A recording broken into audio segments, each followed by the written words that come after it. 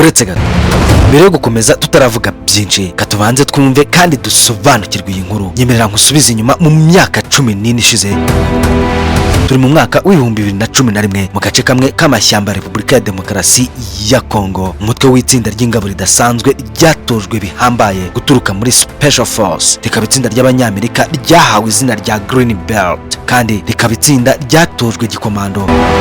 Impande zabo hari abasirikare kabuhariwe kandi badasanzwe kuva mu ngabo za Uganda UPDF, intwaro zihagije kandi zigezweho, baherekejwe na za drone mu ikoranabuhanga rya nyuma ryari rigezweho muri ibyo bihe, bagenda mu mashyamba ya Kongo intambwe ku yindi, igenzurwa mu biro bikuru bya CIA Central Intelligence Agency y'abanyamerika, mu ishyamba ry'inzitane kandi ripfutse icyarimwe, ari nako ryuzuyemo imitwe y'abitwaje intwaro. Gusa muri iryo shyamba hakenewe umuntu umwe gusa. Ku makuru bakesha ubutasi, aya mbere bazi neza uwo bagomba kurasa cyangwa bakamufata mbere.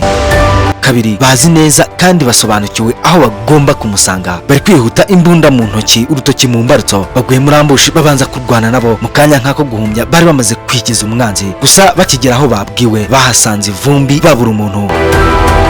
Uyu washakishwaga ni umugabo amateka ye yabereye ihwa mu kirenge ibihugu by'akarere k'ibiyaga bigari, ibihugu nka Uganda, Sudani y'Epfo, Repubulika ya Demokarasi ya Kongo. Icyugaze cye kigakwira hose icyarimwe, kandi akaba umugabo ushinjwa ibyaha by'intambara, aho ibihumbi by'abantu bishwe, mamiliyoni barahunga, amagana y'abana b'abakobwa bamwe yabagize abagore be, abandi baba abagore b'abasirikare be, abahungu b'abana bakiri bato b'ingimbi bajyanwa mu gisirikare ku ngufu. Intambara ze zisenya ibikorwa remezo hirya no hino mu bihugu, akaba amaze ibinyacumi birenga 3 ari mu ntambara. Leta zunze ubumwe za Amerika zamutakajeho miliyoni 800 z'amadolari y'Amerika. Gusa byose byakozwe kugeza na n'uyu munsi ntarafatwa. Gusa ikibazo ni uyu mugabo ni muntu ki? Ni gute umuntu ufite igisirikare kidahambaye, udafite igihugu na kimwe kimushyigikiye, ikoranabuhanga ari hafi ya ntaryo, abasha gutoroka no kwihisha kugeza kuri aka kageni?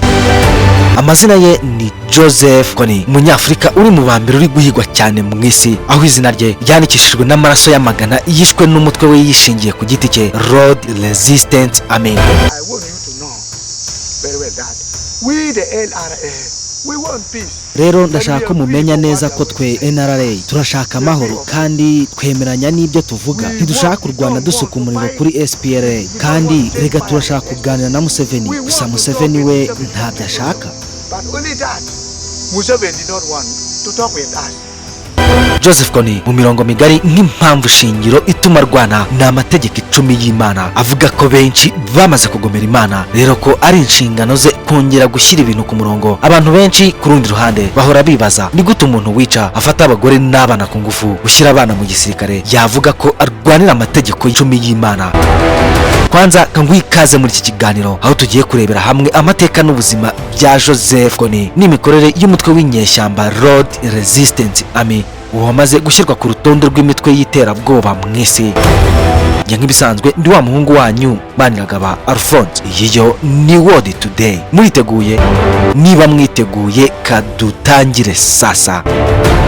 Aha ni umunsi umwe ku itariki 9 z'ukwezi kwa 10 mu mwaka w'1962, ubwo Uganda yahabwaga ubwigenge ibuhawe n'Ubwongereza. Bukaba ubwigenge bwakurikiwe n'imvururu muri politike, ihirikwa ku butegetsi, havaho bamwe abandi bajyaho, abagiyeho bakongera guhirikwa bagasimburwa. Kugira ngo wumve ibi, kuva mu myaka y'1962 kugeza mu mwaka w'1982 nta matora yari yarigeze abaho. Wabaye perezida wa mbere wa Uganda ni Milton Obote. Mwaka w'1971 aza guhirikwa na Idi Amin Dada. Milton Obote afata umwanzuro wo guhungira muri Tanzania. Ku butegetsi bwa Idi Amin Dada, abagande benshi baratotezwa. Aho muri Tanzania mwaka w'1972 Milton Obote yagerageje kugaba ibitero kuri Idi Amin Dada, gusa bitewe n'uko igitero kitateguwe neza birangira byose byanze. Abafashije Milton Obote harimo abaturage bo mu majyaruguru ya Uganda bo mu bwoko bw'Abacholi. Acholi iri zina muryandikisha inyuguti itukura kandi mu cakarongo, Acholi Crane. Mu mwaka w'1979 Idi Amin Dada ku bufasha bw'Abatanzania yakuwe ku butegetsi. Milton Obote agaruka ku butegetsi atatinzeho, kuko mu mwaka w'1985 yahise ahirikwa Bwana General Tito Okello Lutwa ku bufasha bw'aba baturage bo mu majyaruguru bo mu bwoko bw'Abacholi n'ubundi aho yakomokaga. ubwo noneho abo muri ubwo bwoko bari bamaze igihe kirekire batotezwa n'ubutegetsi bwa Idi Amin Dada bari bizeye ko ibintu bigiye kugenda neza. Gusa icyizere cyabo mu gihe gito gishoboka cyari kimaze kuyoyoka kuko bwana Yoweri Kaguta Museveni Tibuhaburwa yese afata ubutegetsi mu ntambara yararambyemo cyane ku bufasha bw'abanyarwanda b'impunzi muri Uganda na Tanzania. Ukuza ku butegetsi kwa Museveni, igice kinini cy'amajyaruguru ya Uganda batangiye kwibona hanze y'ubutegetsi bwa Yoweri Museveni. Havuka amakimbirane yarambye cyane mu myaka y'1980, aho imirimbanyi mu kwemera kwa gikristu yiyemeje guhaguruka arahangana bikomeye. Amazina ye ni Alice Auma Lakwena. Uyu akaba yararezwaga mu bwoko bw'abacori. Uyu azashyiraho ikimeze nk'ishyaka yise The Holy Spirit Movement, aho bakoze imyigaragambyo abasha kwegeranya abahoze mu gisirikare bo mu bwoko bw'abacori mu majyaruguru ya Uganda nyine, ku ntego yo guhirika ubutegetsi bwari bumaze kujyaho bwa Museveni washinjwaga gutoteza abo mu bwoko bw'abacori. Aba barwanda bikomeye mu bice bigiye bitandukanye by'umwihariko mu majyaruguru kugera mu bice bya Magamaga, habura ibirometero bike ngo bagere i Kampala. Gusa mu mwaka w'1986 batsindwa urugamba Alice Lakwena yerekeza iy'ubuhungiro.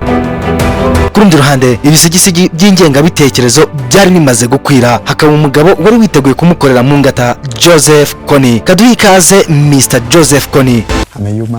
Erega ndi umuntu nkawe, nkaba ndi umusirikare urwanira muri Uganda, ndi umurwanyi w'ubwigenge urwanira ukwigenga kuzuye kwa Uganda. Rero sindi ikihebe. Ariko hirya y'ibyo Joseph Kony ni muntu ki? Joseph Kony yavutse mu mwaka w'1961, avukira mu muryango w'abakristo, akaba mu bwoko bw'abacori. Mu mwaka w'1987 yiyimitse nk'impirimbanyi nyayo. Amategeko 10 y'Imana agirwa imirongo migari muri agenda ya politike yabo. Gusa icyo abantu bakomeje kwibaza ni iki? Kubwe ku giti cye amategeko y'Imana ayica nkana, kenshi ariba, arica, asambanya abana n'abagore, kandi aya akaba ari mu mategeko 10 y'Imana. Ku bana b'abakobwa b'imyaka 12 tayari abo baba bamaze kuba abagore be, aho mu myaka ya za 2000 yari afite abagore 50, abana 100 ubwo abatagizwe abagore be abo bakabindwanyi bafatanya na basaza babo n'ubundi bakira abana. Mu myaka y'1990 Joseph Kony yongeye umurego ku bitero yagabaga kuri guverinoma ya Uganda. Abana, abagabo, abagore, abakecuru n'abasaza bose baricwa nta kurobanura.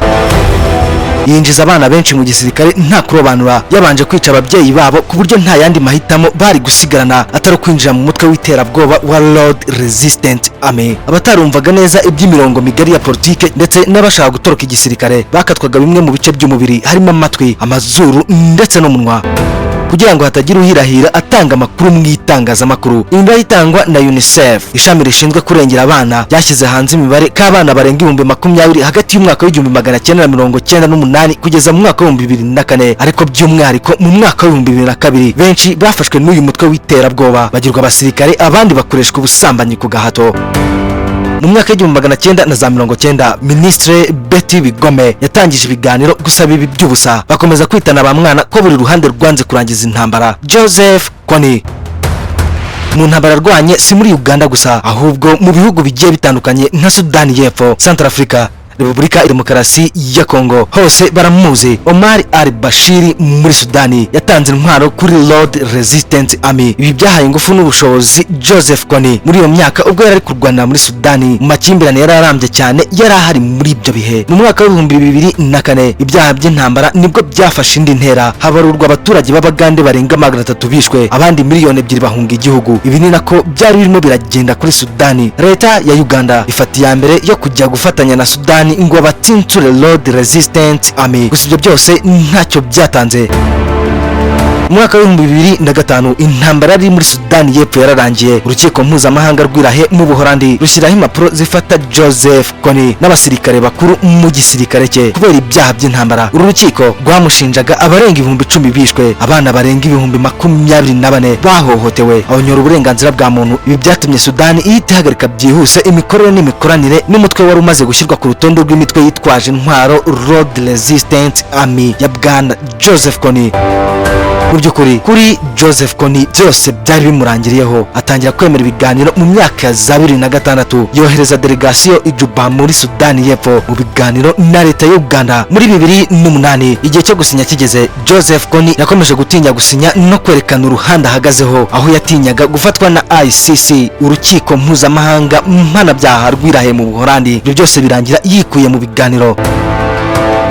Dusubira inyuma gato, mu mwaka wa 2006 Lord Resistance Army yari yaramaze gushinga ibirindiro mu ishyamba rya Galamba muri Repubulika ya Demokarasi ya Kongo, Sudani na Repubulika ya Centrafrica. Ibi bikaba byaragize ingaruka mu karere kose, aho nko muri Repubulika ya Demokarasi ya Kongo hagati y'umwaka wa 2008 na 2009 habarwa abarenga 620 b'abakongomani bishwe, hahohoterwa abana barenga 160. Ubu bukaba ubwicanyi bwakomeje nk'ubwiswe Makombo Massacre, aho habarurwa abarenga 321 bishwe, abana 450 bakorewe ibyamfurambi mu gihe gito.